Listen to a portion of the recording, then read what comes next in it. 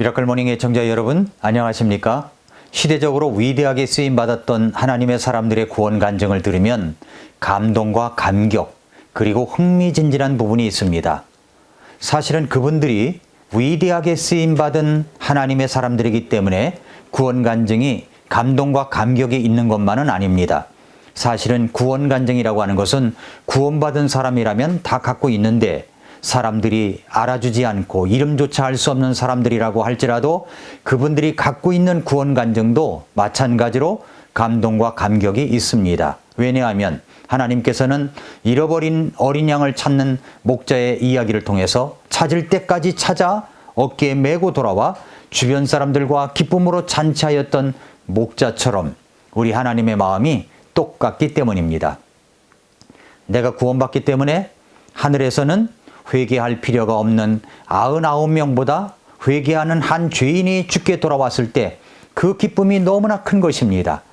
위대하게 쓰임받은 하나님의 사람들의 구원 간증이나 무명의 그리스도인의 구원 간증이나 저나 여러분들이나 구원받고 돌아오는 것은 다 똑같기 때문에 우리 주님의 기쁨도 똑같이 기쁨이 큰 것입니다.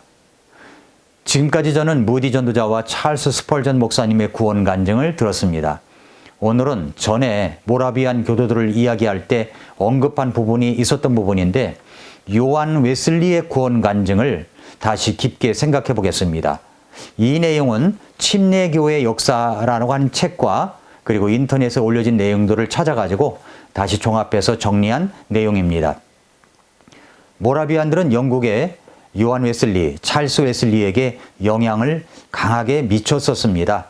모라비안 교회의 홈페이지에 가보면 이런 글이 있습니다. 감리교회 창시자로 알려진 요한 웨슬리와 찰스 웨슬리의 개종에 영향을 미쳤다라고 소개되어 있습니다.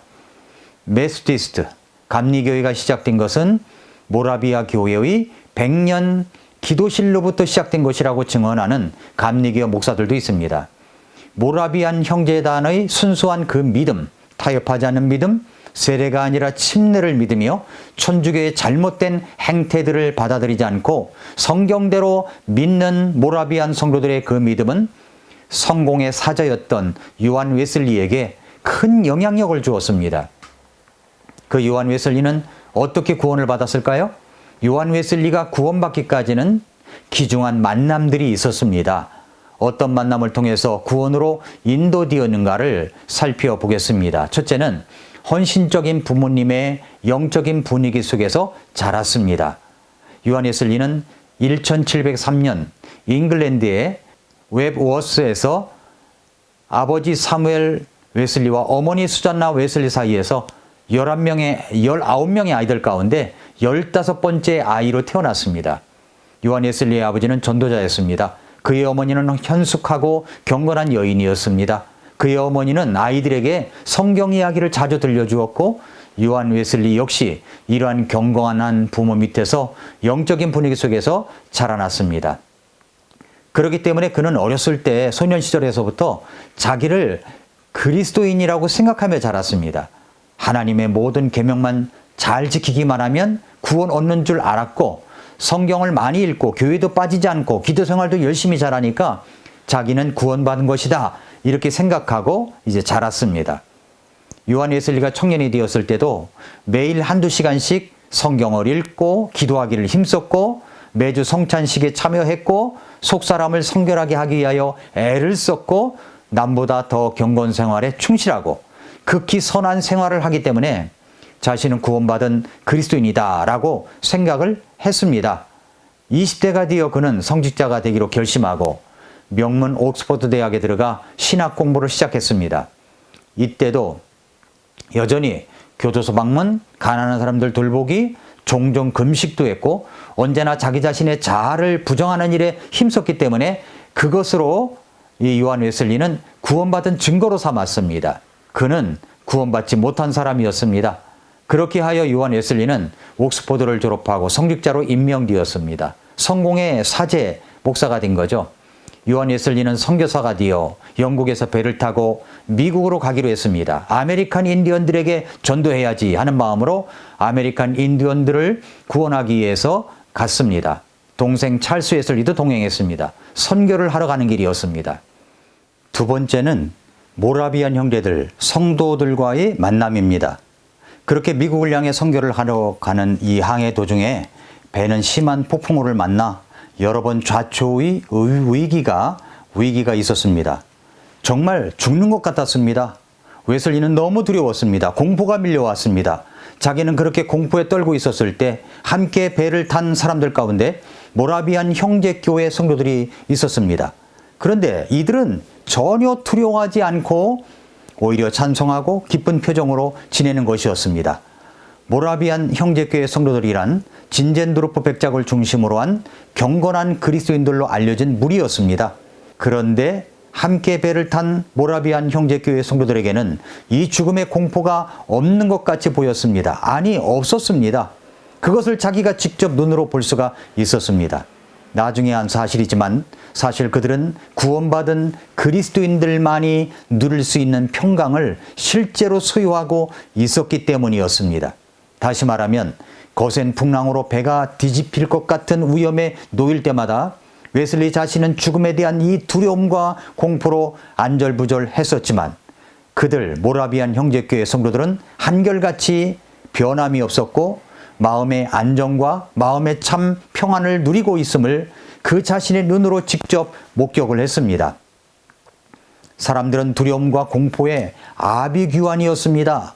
그러나 모라비안 형제들은 침착했고 평안이 있었습니다. 이것은 그때 당시의 요한 웨슬리로서는 도저히 이해할 수 없는 일이었습니다. 그 자신과는 너무나 거리가 먼, 도저히 이제까지 듣지도 보지도 못한 경험이었는데 참으로 요한 웨슬리는 비로소 참다운 그리스도인들을 만난 것이었습니다. 성령으로 거듭난 중생한 성도들, 구원받았을 뿐만 아니라 그 사실을 스스로 알고 확신하고 있는 무리들을 처음으로 만나게 된 것이었습니다. 그 무서운 풍랑 속에서 파선의 위험에 직면해 있으면서도 그들은 조금도 동요됨이 없이 계속하여 하나님을 찬송하고 있었던 이 모라비안 형제들, 이때의 경험이 아주 충격이었습니다. 세 번째 만남은 모라비안의 지도자인 스팡겐베르크와의 만남입니다. 선교하러 간 미국의 조지아에서 그는 거기서 모라비안의 지도자인 스팡겐베르크와 만나서 깊은 교제를 나누게 되었는데 웨슬리는 여기서도 큰 충격과 영향을 받게 됩니다. 어느 날 스팡겐베르크는 웨슬리에게 두 가지 질문을 던집니다. 당신 안에 구원받았다고 하는 증인을 갖고 있는가? 두 번째는 하나님의 성령이 당신이 하나님의 자녀라는 것을 당신의 영과 더불어 증언하고 있는가? 그러니까 당신이 구원받은 것이 분명하냐? 그 증거는 무엇이냐? 라는 질문이었습니다. 웨슬리는 느닷없는 질문에 당황하였고 제대로 답변을 못하고 있었는데 이때 다시 스팡겐베르크가 이렇게 질문을 바꾸어 던집니다. 당신은 예수 그리스도를 아십니까? 웨슬리는 잠시 머뭇거리다가 이렇게 대답했습니다. 저는 그분이 이 세상의 구주이심을 압니다. 그러자 이렇게 또 질문을 던졌습니다. 그렇다면 당신은 그분이 당신을 구원하셨다는 것을 알고 믿고 계십니까? 그러자 웨슬리는 말하기를 그분이 저를 구원하기 위해서 죽으셨기를 바랍니다. 이렇게 대답을 했습니다. 웨슬리는 이렇게 말해놓고 나서 나중에 자신의 일기장에다가 그저 의미 없이 내뱉었다라고 적었는데 웨슬리는 이 대화를 통해 자신이 하나님의 자녀라는 확신을 갖지 못하고 있다는 것을 깨닫게 되었고 그리고 자신은 구원받지 못했다는 것을 알게 되었습니다. 그리고 스팡겐베르크와 모라비안들이 보였던 믿음의 확신에 감탄을 했습니다. 그는 이제 미국 인디언 선교 여행이 실패로 끝이 났고 1738년 웨슬리가 영국에 돌아오게 되었을 때 그때도 요한 웨슬리는 구원의 확신이 없었습니다. 1938년 1월 24일과 2월 1일에 그의 일기에 자신의 심정을 이렇게 적었습니다. 나는 인디언들을 회심시키기 위해 아메리카에 갔었다. 그러나 나를 구원할 자는 누구인가? 다른 사람들을 회심시키려 아메리카에 간 나 자신은 하나님께로 회심한 일이 없으니 어찌된 일인가? 나는 진노의 자식이요 지옥의 후사이다. 네 번째 만남이 있습니다. 모라비안 선교사인 빌러와의 만남입니다. 이런 갈등을 겪고 있을 때 영국과 아메리카에서 활동하는 독일인 모라비안 선교사인 피터 빌러와 이제 만납니다. 웨슬리는 이 빌러와 급속도로 친해졌습니다. 많은 대화를 나눈 후에 빌러는 웨슬리에게 이 말로 간절히 권면했습니다. 웨슬리, 당신은 당신의 철학을 깨끗이 버려야 합니다. 웨슬리는 이 믿음을 어떻게 얻을 수 있느냐고 하자 회개하고 예수 그리스도를 구주로 받아들이는 그 믿음 얻기를 구하라고 했습니다. 그 믿음은 어느 한순간에 주어지는 것으로서 전적으로 하나님께서 값없이 주시는 그 선물이라고 그렇게 말을 했습니다. 웨슬리는 이 빌러와의 대화를 하면서 자신이 갖지도 못한 신앙에 대해 설교하는 것을 그만둬야 되지 않는가 하는 말을 했습니다. 그러자 빌러는 이렇게 요한 웨슬리에게 권면했습니다. 믿음을 얻을 때까지 믿음에 대하여 설교하십시오. 그리고 그 믿음을 얻게 되면 그 얻은 믿음을 가지고 설교하십시오. 자신이 철저하게 구원받지 못한 죄인이라는 것을 깨닫게는 되었지만 빌러 형제로부터 들은 믿음으로 단번에 얻는 이 구원에 대해서는 잘 납득을 할 수가 없었습니다. 다섯 번째 만남, 성경과의 만남입니다. 웨슬리는 빌러 형제가 이야기한 믿음으로 단번에 얻는 구원에 대한 이야기를 직접 성경에서 찾아보기로 했습니다. 그래서 그는 성경을 읽고 또 읽었습니다. 그런데 사도행전을 읽다가 성경의 모든 사실 하나하나가 단번에 얻는, 순간적으로 얻는 이 구원에 관해서 기록하고 있었다는 사실을 발견합니다. 그렇게 하다가 여섯 번째 만남, 성도들이 간증을 하는 그런 만남이 있었습니다. 모라비안 형제들이 모여서 간증 집회를 하고 있었습니다. 요한 웨슬리는 그들이 하나님 앞에 죄를 회개하고 단번에 얻는 구원의 믿음에 대해서 간증을 하는 그 구원 간증을 듣고 그들의 믿음의 확신에 감탄을 했습니다. 하나님의 아들의 보혈을 의지하는 믿음과 순식간에 하나님의 은혜로 주신 그 믿음을 그리고 어두움에서 빛으로 죄와 공포에서 성결과 평안으로 믿음으로 구원을 받을 때 즉시 이루어진 은혜에 대하여 그들은 증언했습니다. 요한 웨슬리는 이 이상 더 진리의 복음을 의심할 수가 없었습니다. 그래서 자신이 할 수 있는 것이라곤 이 말뿐이었습니다. 주여 내가 믿나이다. 하나님이시여 나의 믿음 없는 것을 용서해 주시옵소서. 1738년 5월 20일 찰스 웨슬리는 루터의 갈라디아서 강해를 읽고 나서 스스로의 마음에 완전한 구원의 확신을 가질 수가 있게 되었습니다. 그리고 그날 저녁 그는 알더스게이트 스트리트에서 열리는 그리스도인 친교회에 초대를 받았는데 그날 밤 그곳에서 그는 죽음에서 생명으로 이르는 그 순간이, 즉 거듭남에 대한 경험을 맛보는 순간이 마침내 그에게 찾아왔던 것입니다. 그날 밤은 그의 승리의 밤이었습니다. 그날 밤 그곳에서 누군가가 로마서 강해 서문을 읽었고 그는 그리스도를 믿는 믿음에 있어 하나님께서 일으키시는 변화에 대해서 이야기를 듣고 있었는데 마음에 감동이 찾아왔고 이상하게도 마음이 따뜻해져 옴을 느꼈습니다. 그날 밤 웨슬리는 자기가 그리스도를 의지하고 있다는 것, 자신의 구원에 대하여 오직 그리스도 그분 한 분만을 의지하고 있다는 것을 그는 그때 분명하게 느낄 수가 있었습니다. 이제 그의 마음에 구원에 대한 확신이 생겼습니다. 뚜렷하게 생겼습니다. 예수 그리스도께서 자신의 모든 죄를 도말하시고 죄와 사망의 법에서 자신을 건져주셨다는 확신이 생겼습니다. 그는 너무 벅찬 감동과 기쁨으로 그의 동생이 찰스 웨슬리에게 그 구원받은 이야기를 전해주고 싶어가지고 그 잠시도 기다릴 수가 없었습니다. 그래서 동생 방으로 뛰어들어가서 야, 나는 이제 구원받게 되었어. 나는 이제 믿게 되었어. 라고 큰 소리로 외치게 되었습니다. 사랑하는 애청자 여러분, 성도 여러분, 저는 여기서 이 구원 간증을 통해서 몇 가지 깨닫는 것이 있습니다.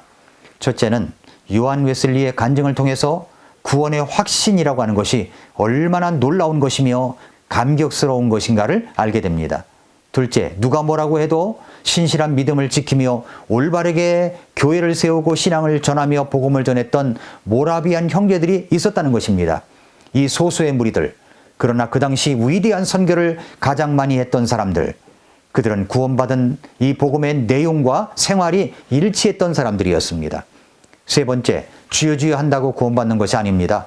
교회에서 어떤 직분 받았다고, 목사가 되었다고, 어떤 장로 직분, 권사 직분, 이런 집사 직분, 이런 거 어떤 직분을 받았다고, 뭔가 느끼는 것을 받았다고, 봉사를 많이 했다고, 헌금을 많이 했다고 구원받는 것이 아닙니다. 요한 웨슬리 보면 알잖아요. 네 번째, 구원의 간증을 계속 들으면 듣는 사람은 구원에 대한 갈급함이 생깁니다. 그래서 구원받고 싶어집니다. 그렇기 때문에 이 구원 간증이 그렇게 중요한 것입니다. 그리고 구원받으면 누구에게라도 뛰어가서 전하고 싶어진다는 겁니다. 여러분은 구원받은 간증이 분명히 있습니까? 누군가에게 그 이야기를 하고 싶지 않습니까? 그렇다면 여러분의 구원 간증을 누군가에게 말하십시오. 주일이 다가오기 전에 꼭 한 분 이상에게 여러분의 구원받은 간증을 말해 보십시오. 하나님의 역사가 놀랍게 일어나게 될 것입니다. 오늘도 미라클 모닝입니다.